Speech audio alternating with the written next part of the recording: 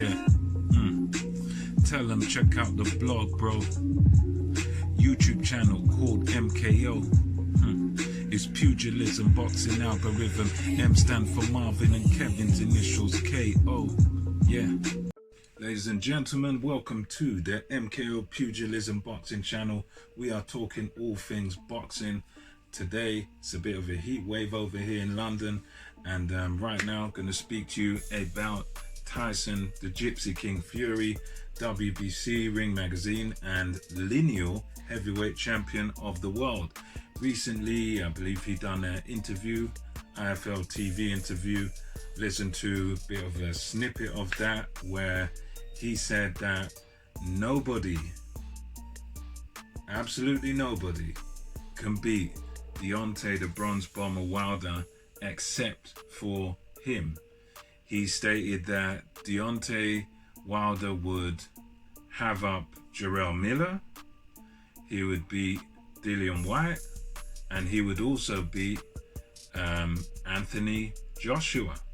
So he said that these guys have no skill. He said all they would do is walk onto straight 1-2s from the Bronze Bomber. You know, they have no head movement.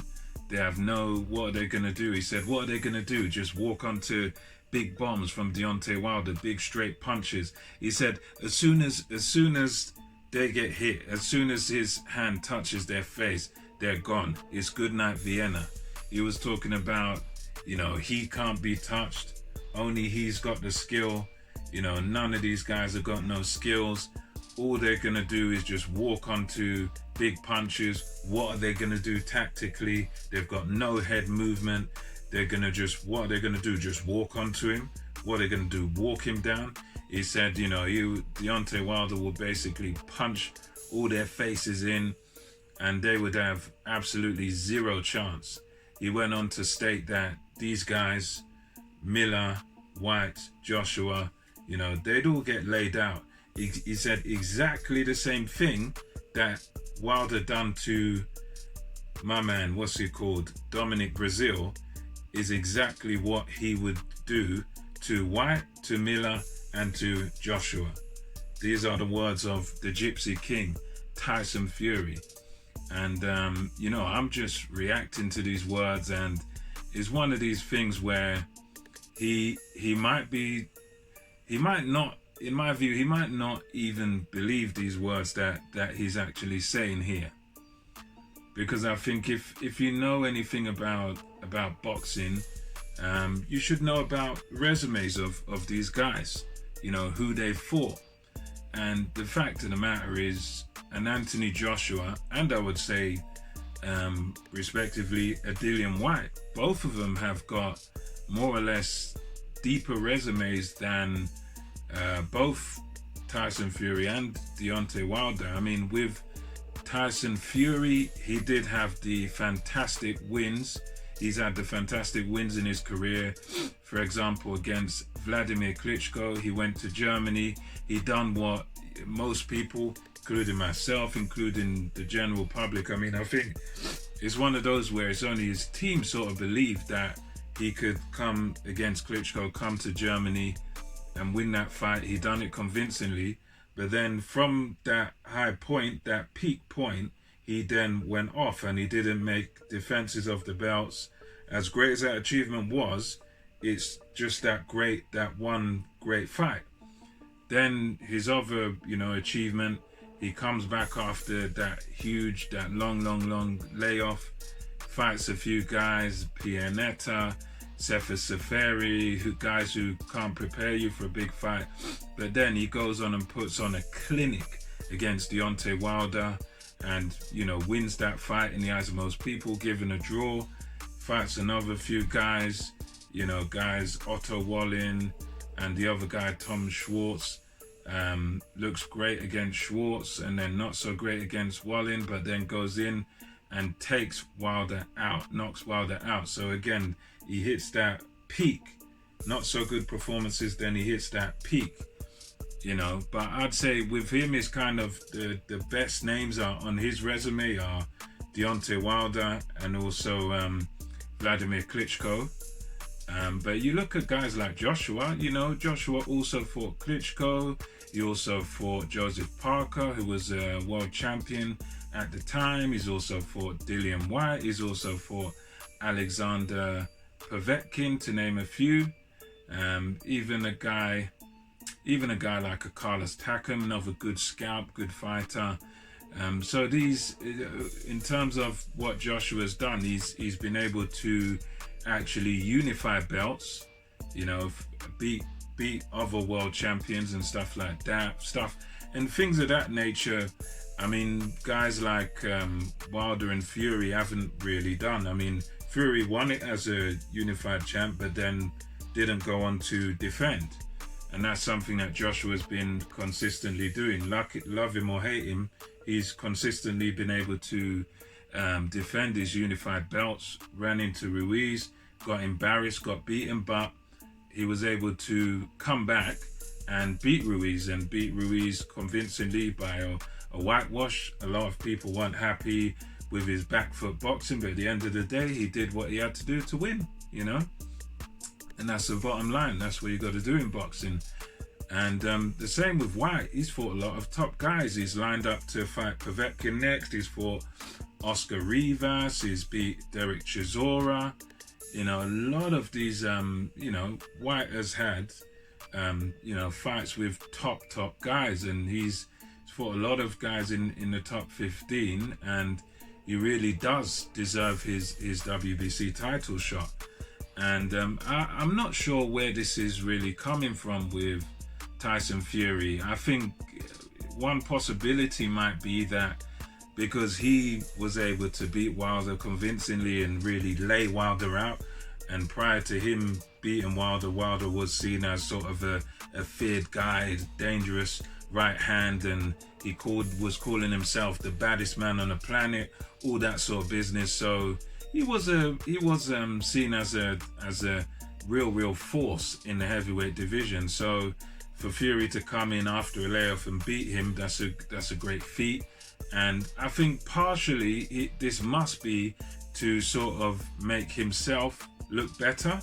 So in other words, if Fury saying that, well, Deontay Wilder is the best of the rest, so I'm the best as Tyson Fury, Deontay Wilder, who I beat convincingly, will beat anybody and everybody else. And that's, to me, that might be just a tactic he's using to sort of bolster his own win, to make his win look better, so that, if, for instance, Wilder goes on and let's say he does beat a Joshua or a Whyte, Fury can always turn around and say, yeah, look, I destroyed him and now he's destroying these guys, so that proves I'm the man.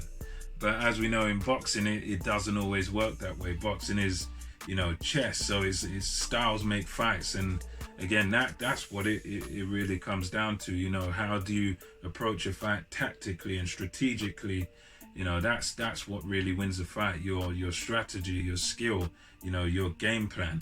So I think I definitely disagree with Fury's statement. I think dismissing the likes of Joshua and Whyte especially is very, very naive, because at the end of the day, you look at who Joshua's fought and who Deontay Wilder's fought, and there's no real comparison.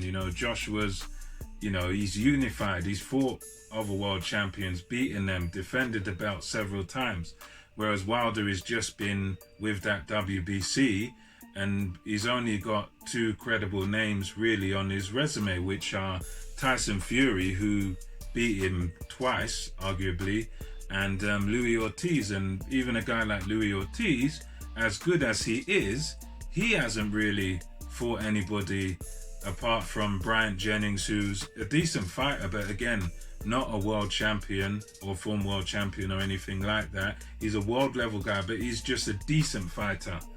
He's not anything to write home about. And he's also got the name of Deontay Wilder, but he's lost by KO twice to Deontay Wilder. So even Ortiz's resume is not really all that. Whereas Joshua, you've got champions on there, you've got unifications on there. So to dismiss a guy like Joshua's chances and say, he's just going to get the same treatment Dominic Breazeale got is kind of ridiculous, really, because Breazeale, when he fought Wilder, was sort of tailor-made for him. He stands up straight, his chin's quite up in the air, he's very upright and very sort of stiff. And for a guy like Deontay Wilder, that's perfect, because he can just come straight down the pipe, because of course Breazeale is also quite slow, which helps a guy like Deontay Wilder. So I think the Breazeale performance flattered to deceive in a way, because even a guy like Dillian Whyte, you can't compare a guy like Whyte to Breazeale. Whyte has movement. He's not the quickest guy, but he has a good ring IQ. He's got a good jab. He's not gonna fall into the same traps that a sort of stiff guy like Breazeale would fall into. And Dillian Whyte, he's also got the superior resume to a guy like a Dominic Breazeale, and even you could even say Wilder, because of the amount of top 15 guys Dillian Whyte has fought. So I think again it would be foolish to dismiss Wilder's chances against Whyte or Joshua even after the loss to Fury. But it would also be foolish to, it would be kind of kind of naive to sort of say, well, Whyte and Joshua, or Whyte has got no chance against Deontay Wilder. I think, most people would agree that that is a 50-50 fight. If you slightly favor Wilder or slightly favor Whyte, I wouldn't argue with you.